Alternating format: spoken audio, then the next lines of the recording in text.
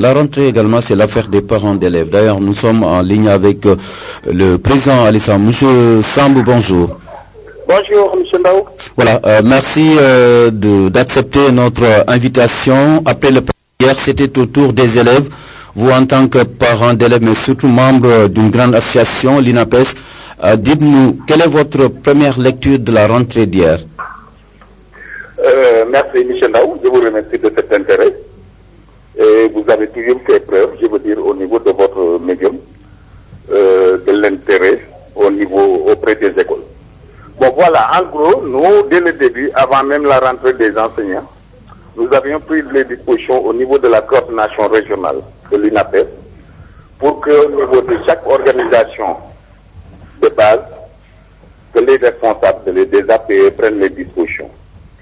Les dispositions devaient être dans le cadre d'un espace scolaire apaisé. Il fallait collaborer avec l'ensemble des acteurs pour au moins que les rentrées se passent bien. Je vais vous donner l'exemple de mon école. En fin de semaine, nous allons faire la synthèse, la systématisation pour voir exactement dans chaque école ce qui ne va pas et ce qui va. Mais pour ce qui est de mon école, au-delà des résultats probables que nous avions eus l'année dernière, pour ce qui est de la rentrée, il y a eu vraiment une convergence de point de vue avec la direction et le comité de gestion. Nous avons mis en place un programme prioritaire. Pour ce qui est du constat, les enseignants, le 5, étaient sur place. 1 sur 20 membres du personnel, 18 étaient présents. La directrice avait pris toutes les dispositions et le personnel aussi. Et le 7, nous avons appliqué le principe, le slogan Ubité Djangitei.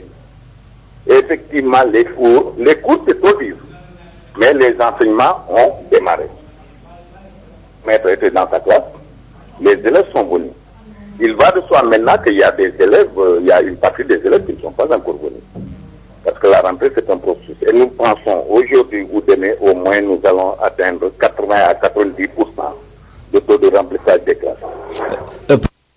Bien, vraiment, ça se passe bien. Président, vous nous rappelez votre école, s'il vous plaît? Notre école, c'est l'école primaire. Directrice est Madame Gatou. École privée. Et sa disponibilité. Et la disponibilité aussi du président du comité de gestion, M. Diallo, un ancien directeur de cette école.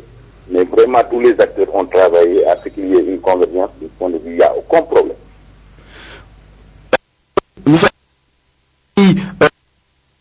Au niveau de votre école, vous gérez quand même, disons, les parents d'élèves, puisqu'il y a d'autres associations de parents d'élèves.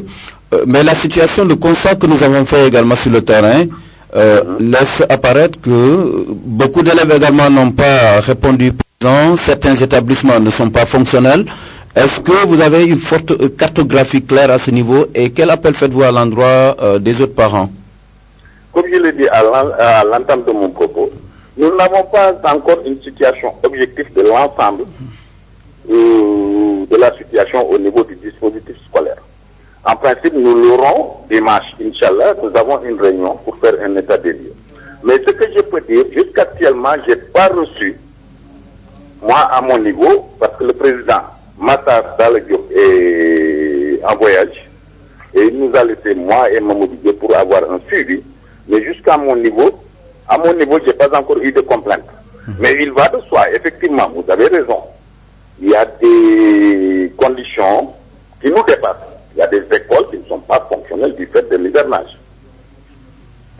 Il y a des écoles où il y a quelques retards pour ce qui est des désherbages, des infections des classes.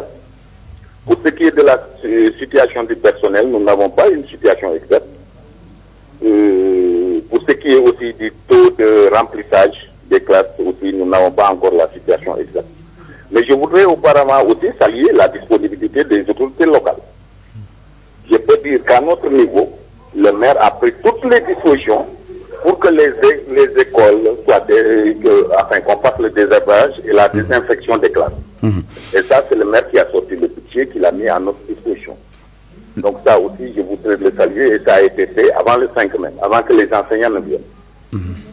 Puisque le président qu'il faut, et Et ceci est vrai pour toutes les écoles de la commune de Thiès-Ouest. Voilà, Président Alissam, le dernier mot, c'est quoi? Oui. Votre En fait, dernier c'est mot? l'espoir. Le dernier mot, vraiment, c'est l'espoir que nous portons en cette année scolaire. Que ce soit vraiment une année de mise en place d'un cadre de partenariat pour un apaisement. Nous avons commencé, hein. Nous sommes en train de travailler à la mise en place d'une plateforme pour un espace scolaire apaisé. Et nous avons convenu avec l'administration et le conseil de gestion de travailler à ce que cette plateforme émerge au moins au plus tard en décembre. Je vous remercie, M. Alissam. Nous avons quelques contraintes de temps. Merci tout de même d'avoir bien voulu répondre à notre invitation. Je rappelle que Alissam est membre de l'UNAPES, c'est l'Union nationale des parents d'élèves et d'étudiants du Sénégal. Il fait partie de la coordination régionale de Thiès. Rappelons que l'UNAPES est dirigée par le président Massar Diop.